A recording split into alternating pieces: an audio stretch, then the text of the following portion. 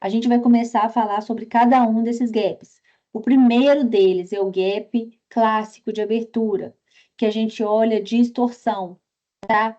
Então, eu sempre falo assim, todas as vezes que quando o mercado abre, eu vejo ali que ele está com menos de 0,5%, até uns 450, 500 pontos, a gente espera sinais para a gente buscar esse fechamento de gap.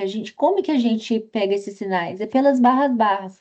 Se o mercado mostra barra a favor do fechamento de gap, né, contra a tendência, se ele começa a mostrar muito candle, com muito pavio de rejeição, que tira ele da continuidade, é quando o mercado ele tem uma linha de suporte, resistência, e o mercado não está querendo passar dali, ele está querendo fechar o gap. Ontem eu expliquei para vocês na aula por que que os players têm interesse no fechamento do gap, tá? Então, a gente tem que ver sempre se o gap são saudáveis, né, com pouco amplitude, ou se são aquele dia de notícia louca mesmo, igual aconteceu na segunda sangrenta, que o mercado abriu com gap de 2.000 pontos, mas foi tão amplo o gap que mesmo sendo um gap de amplitude grande, muito perigoso, o mercado fechou esse gap durante o dia. A gente, às vezes, quando o mercado a gente está em dúvida, a gente tem que esperar o mercado dar sinais para a gente, esperar ele voltar para o modo equilíbrio. Tá? O mercado vai estar sempre no modo euforia, sempre expandido, sempre ele pega um impulso e volta para o equilíbrio.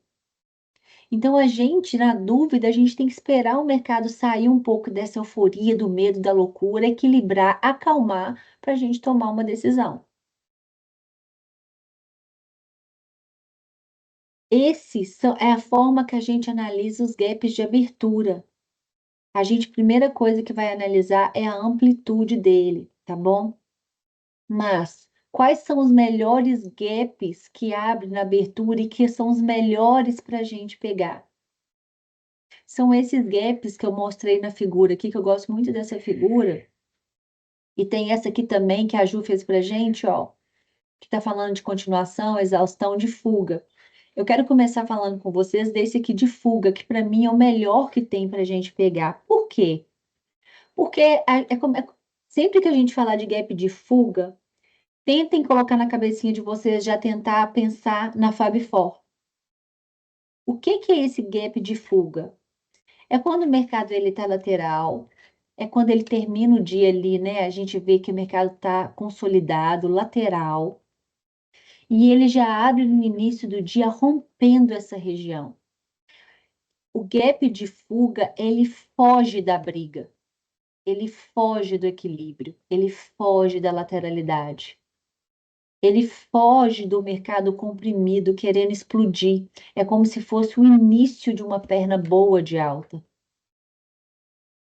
Quando a gente já abre pregando o mercado fugindo da zona de briga, saindo da zona de guerra, saindo da lateralidade da consolidação, é o melhor impulso que a gente pode pegar. E se ele abre com um gapinho pequenininho, que não é muito amplo, e os grandes players vão tentar fechar esse gap primeiro, quando é aquele gap que no mercado comprimido, já ali, com ajuste, fechamento, com média de 200, com VWAP, tudo ali comprimido, e ele sai dessa região com um gap saudável, é a melhor entrada que a gente pode ter. São dos gaps de fuga, tá? E os gaps agora de área.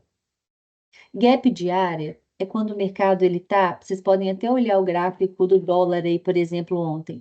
O dólar está numa lateralidade.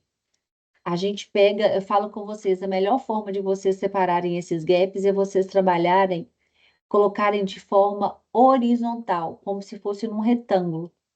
As linhas horizontais, elas são mais fáceis de visualizar do que a gente ficar fazendo muitas figuras que deixa a gente com viés, igual triângulos, com unhas, canais. Quando a gente vai pegando as camadas horizontais, é mais fácil a gente visualizar.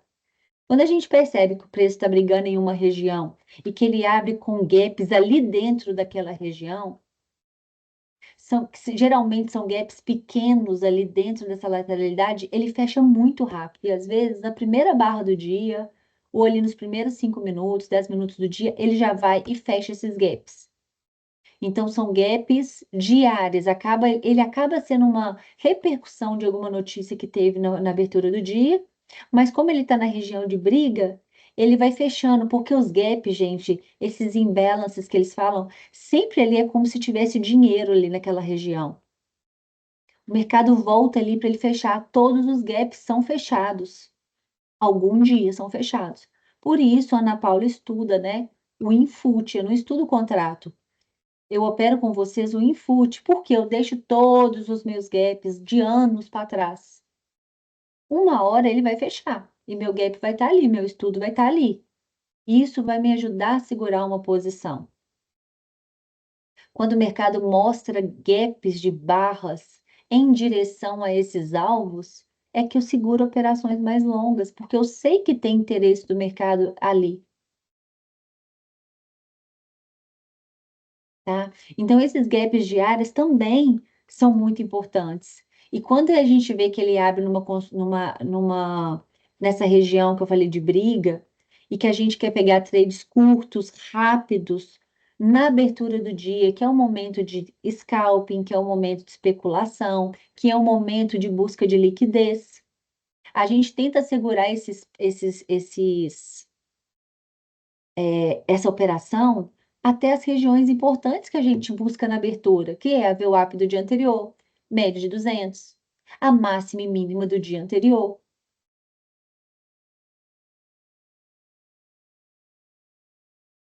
Então, deixa vários sinais para a gente, tá bom? E também tem o gap de continuidade. A gente sabe que o mercado, eu sempre falo com vocês, que existe um ciclo mínimo do mercado. E o que é o ciclo mínimo do mercado? A gente dá até para a gente visualizar pelas ondas de Elliott. Eu já desenhei para vocês várias vezes. Tem a onda 1, 2, 3, 4, 5, A, B e C, não é?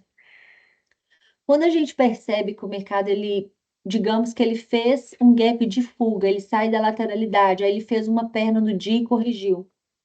Quando o mercado já abre dando continuidade a esse gap de fuga, é como se a gente ainda tivesse espaço para andar.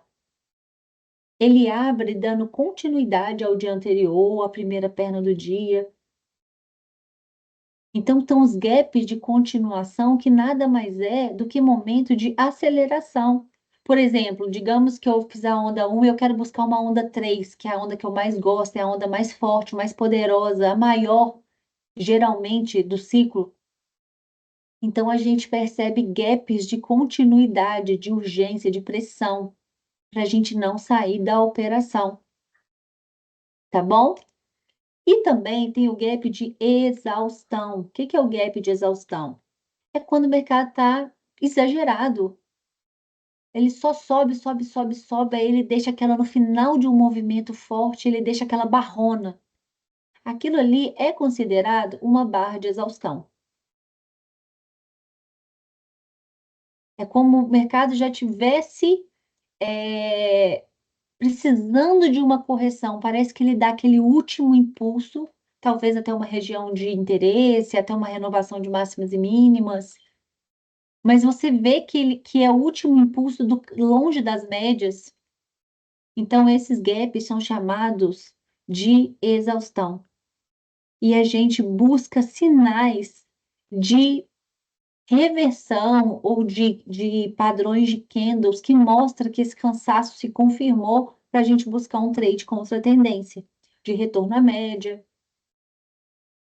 Depende da distância entre as médias e tudo, mas quer dizer que o mercado está cansado, que ele dá o último suspiro dele, mas que já está muito distante, muito esticado, e que ali é um momento que muitos traders saem da operação, na exaustão do preço.